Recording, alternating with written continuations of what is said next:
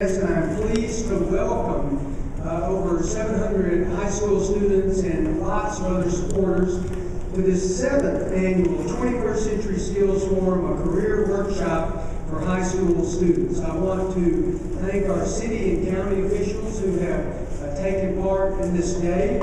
It is an emphasis of how important your education is to this community and to all of our futures. I want to specifically thank the partners of Junior Achievement who have helped us put on this program today from area colleges and universities, and then generally thank our overall sponsors for this event. We recognize David Blues, President and CEO of Junior Achievement. If we could give each of them first.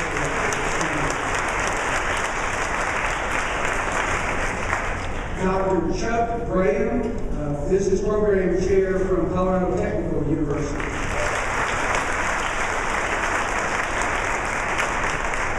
And Bree Langamo, J.D., Dean of Business, Public Services, and Social Science. And this is a participative part of this program, and I'm going to introduce each of the district representatives, the four that are represented here today, and ask them to stand and be recognized and take time to pick up their district flag and sort of come forward here somewhere on this tight stage and wave that flag. And we want each of the students from that district to show your school spirit, sort of get everybody awakened here this morning, and let's see who has the best group here on campus. I recognize each one of those school districts. So get ready to help introduce your school district. From District 2, Harrison School District, Dr. Andre Spencer, Superintendent.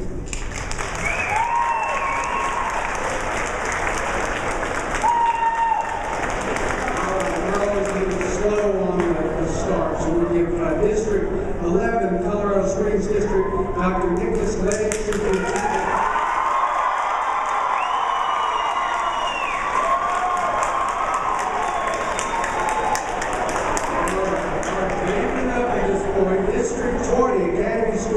Dr. Mark Agile, Superintendent.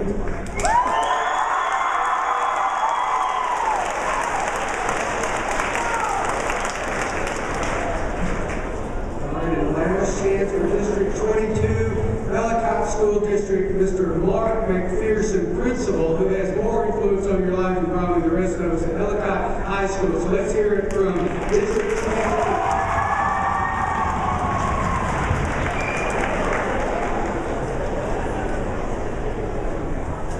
Nelson Mandela said that education is the most powerful weapon which you can use to change the world.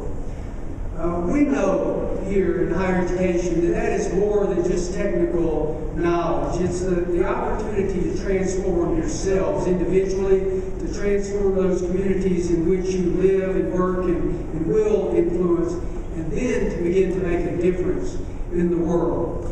I often ask students that are part of classes that I have taught why they are here at UCCS and actually at institutions where I served in a prior role. And often the answer to that is a shrug of the shoulders and sort of I thought this was the next step.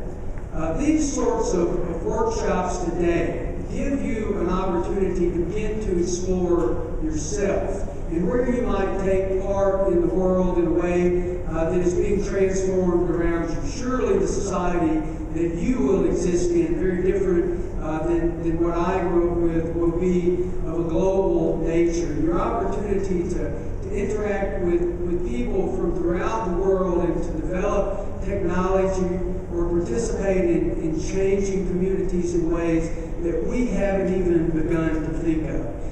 This program today is designed to give you an opportunity to begin to think about those roles and how you might take part. And we know that those students who arrive at a higher education with an idea of what they're about and where they might think about going are going to begin to make the biggest difference in the world. And we hope you'll take that opportunity today. In that regard, our keynote speaker is Mark Bittle. He is going to touch upon the entrepreneurial mindset and how this mindset can be valuable in every situation. And we'll touch on his personal experiences as well as 8 life lessons that are uncovered by an unlikely entrepreneur. He learned at a young age, if it was meant to be, it is up to me. I think that is just a wonderful way to look at the world. And authored a book titled The People Who Know How will always work for the people who know why. That worries me because I'm sure that I understand either one of those elements. So I'm going to be listening carefully. Mark is the Market Development Manager for CenturyLink of Southern Colorado. Prior to joining CenturyLink in May of 2011, he formed Progressive Impact, a company that specialized in developing people and organizations in which they work. Mark is an Iowa native, and he moved to Colorado Springs in 2008 after founding several financial firms. He graduated at the top of his class from Regis University with a bachelor's degree in communication and was an avid soccer player. We'd like you to help us welcome to the stage to hear the keynote speaker today, Mark Bittle.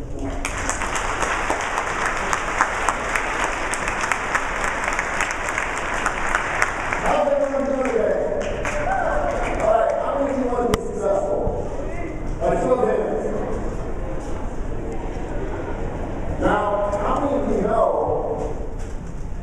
what the definition of success is for you? That is one of the most important things that you're going to have to figure out, and one of the most important things that I was developed from a young age to do. From kindergarten with Mrs. Jesperson, from first grade with Mrs. Pose, second grade, Mrs. Delaney, Mrs. True, Mrs. True, Mrs. Pugh, Mrs. Delaney, Mrs. Dixon, and Mrs. Metzger and Mrs. Stillwell. In 6th grade, I had memorized 2 poems. Mr. Stillwell sat in our class, and 25 of us had memorized, "Be the best of whatever you are, and don't quit." To this day, I still have the poem in my wallet. Long as fantastic. And this poem I carry around every single day. While I carry it, it remains a token of what I learned when I was 12 years old. I still have it memorized. If you can't be the pine at the top of the hill, be a scrub in the valley, but be the best little scrub outside of the hill. Be a bush if you can't be a tree. If you can't be a bush, be a bit of the grass.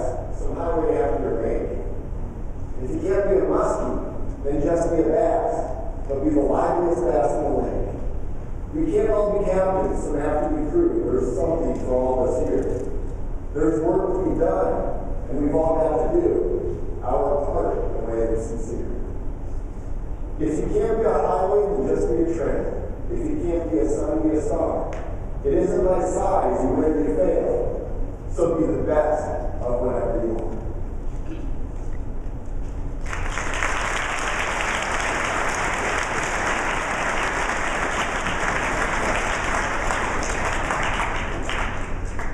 I haven't always had it easy, and I'm sure many of you can relate to that. I'm sure many of you can relate to that as well. Success only comes before work in the dictionary. I was 17 years old, and I knew at one point in time that my life changed. I can go back to that, and I can still see the quote. I can still see the picture. It was a blonde-haired boy with a red and white striped shirt, wearing blue jeans, with his hands in his back pocket, overlooking a pond, standing on a grassy beach. And the quote said, 100 years from now, it won't matter the size of the house that I lived in, the kind of car that I drove, or the amount of money that's in my bank account. Because 100 years from now, the only thing that will matter is the difference that I made in the life of others. Through my experiences,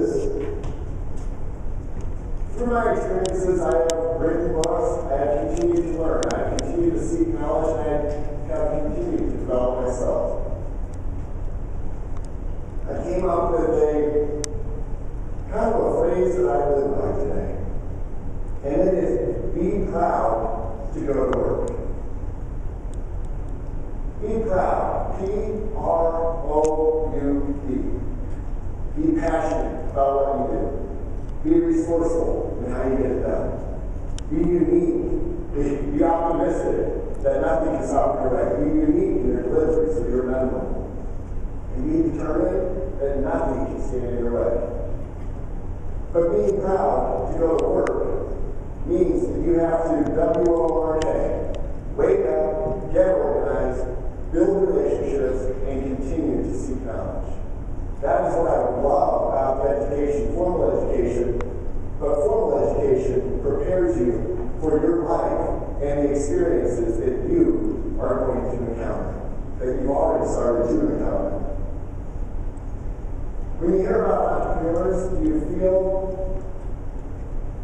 that that's only talking about business owners? The entrepreneurial mindset is really how you respond to the world around you and to the community and to others. Successful entrepreneurs have the ability to provide positive direction through proper planning. And they adapt to changing environments and understand their own strengths and weaknesses. Do you know what your definition of success is? And I encourage you to think about that throughout this entire day.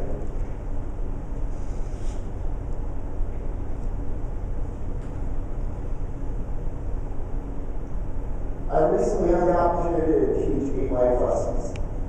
And those 8 life lessons, when you teach, you also reflect.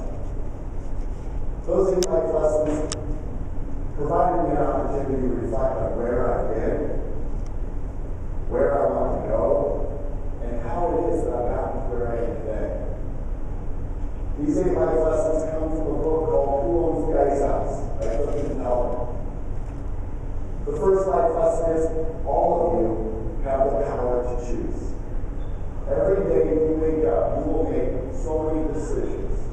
But what you have to understand is how is that decision going to affect not only your immediate future, but your not so immediate future, and how is that going to prepare you for who you want to be to accomplish your goals and accomplish and find your success. Second lesson, recognize opportunities. Third lesson, put your ideas into action. Fourth lesson, continue to seek knowledge. Fifth lesson, create wealth. But before you can create wealth, you have to define what wealth means to you. Build your brand. Do all of you know who you are on the inside? And are you hearing that to what others see on your outside? You may be sitting next to somebody today that you may work for 10 years from now. You may be sitting 3 rows away from somebody that may work for you 10 years from now. You all are part of the community, and you've been developing that since you even started on this earth. Recognize that those that you surround yourself with are going to may appear in your future again. And then my 8th life lesson is you have to be persistent. Persistence is key. How many of you accomplished everything your first time around? How many of you had to try, and try again? I fall under that category as well. The power to choose. You have to understand that life is not a lottery. You have a choice. Those choices can take you in 2 different directions. I'm sure many of you have heard or read 2 Roads to the Verge by Robert Frost. The choice you make today is going to take you down one of those paths. But you have to understand, you can't blame that on circumstance. I told you, I haven't always had it easy. I've come from a broken home. I've lived through poverty. I was this close to being homeless. But you know what? You have to pick yourself up. You have to do what you do best. You have to figure that out. Find your passion. Develop the resources. Continue to seek knowledge. need to turn it. Because if it's to be, it's up to me. You have to understand that each and every one of you have a choice of where you want to go and how to best get there. And these are your mentors to help get you there.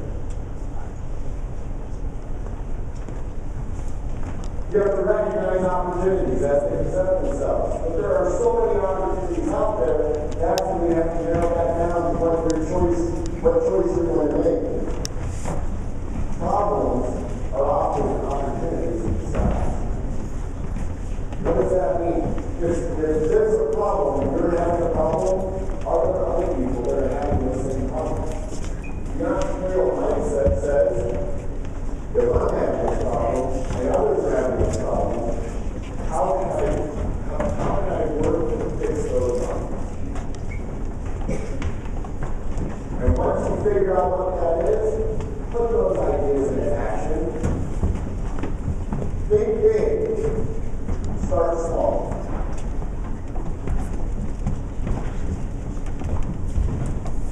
And put those ideas into action and act fast. Action-oriented isn't just something that says what you do. Action-oriented is doing what you intend to do. But you have to have that angle in mind. I know more today than I know yesterday. How many of you can say that? I know more today than I did 10 years ago. How many of you can say that? I hope that I don't know as much today as I'm going to know in 10 years. How many of you would like that? Success isn't about being lucky. Success is about continuing to develop yourself and develop who you are and where you want to be. But you have to have a plan, you have to have a goal in mind. The fifth step is to create wealth.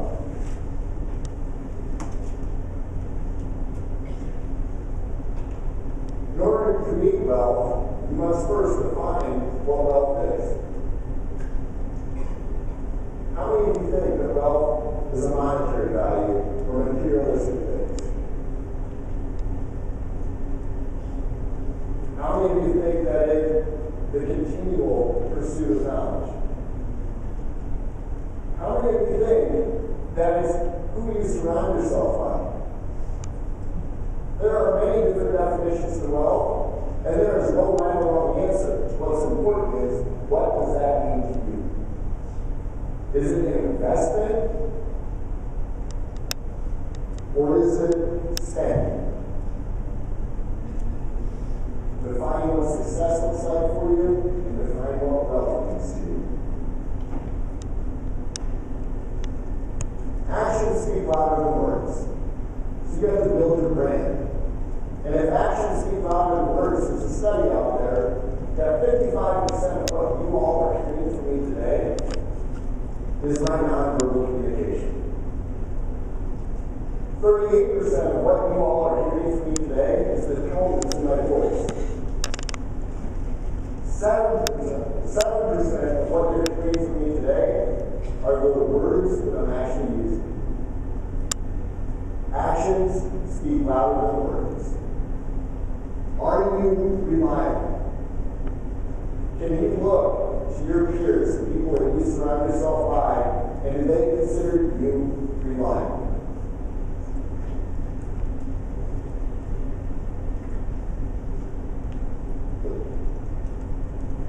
Learn how to transform simple solutions into you doing what you say you're going to do.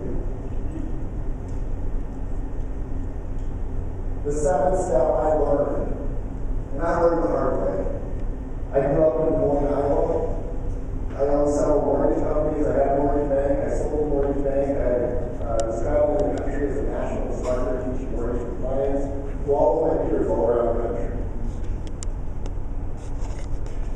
There was a financial downturn in 2008, and I lost everything. I moved to Colorado Springs, didn't know a single person. Met several of you in my first few weeks here in town. I volunteered and stepped up in the chamber, the Small Business Development Center, and started to get involved in the community. The second step is creating community. I was down on my block. I was actually working at Marriott. I was a banquet server, on-call banquet server, so I didn't know how many hours I was going to get. I didn't know how I was going to pay my bills. I was volunteering a lot of time that I had free, and I went back to school to finish my degree. Through that community, I was able to develop who the movers and shakers are in the community. I started to position myself so that I could get closer to meet all of you. I started working at Kissing Camel's Grill and was promoted to the assistant grill manager, which again expanded my community. You have to understand that 6.5 years ago, I did not know anyone in Colorado Springs. Many of you are 15, 16, 17. 10 years ago, my guess is you didn't know anyone who was sitting around unless you grew up in the same neighborhood, right? You might go back 5 years. You have to surround yourself by like-minded, forward-thinking people that are in a position that you want to get to. And you have to start positioning yourself to back down. Don't let anyone tell you you can't do something. If you hear that from someone, you're in the wrong community. But don't let that get down. Find others to surround yourself. Does that make sense? They didn't hear you. Does that make sense to all of you?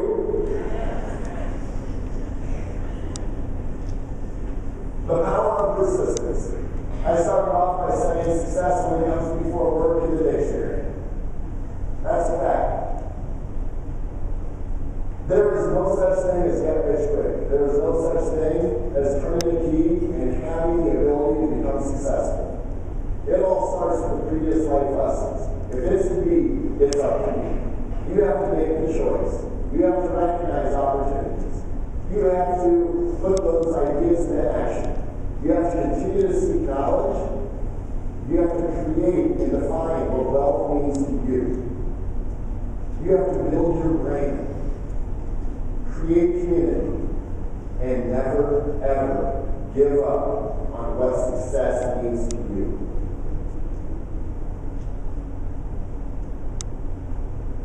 That is why I'm proud to work. Every single day, I wake up and I'm passionate about what I do. I'm resourceful in how I'm going to get it done. I'm not a jack of all trades. I consider myself a B student. I kind of jack of all trades, but master of none. That's why I surround myself with all of you. And all of you. And all of you. I continue to learn every single day. Through passion, resourcefulness, being optimistic, being unique, being determined. To go to work and wake up, get organized, build relationships, and continue to seek knowledge. Embrace the day, embrace seeking knowledge. You never know when Mr. Stillwell is going to make you memorize a poem that you're going to carry around in your pocket. Thank you all very much. Good luck today.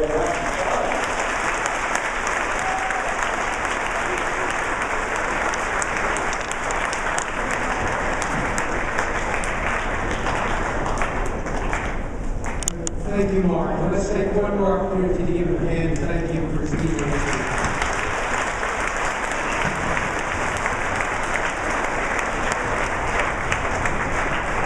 At this time, I'd like to call Brad Bittle, our Executive Director of Student Life and Leadership at UCCS, to the stage, and he'll be giving all of you an overview of the rest of the day and the directions regarding the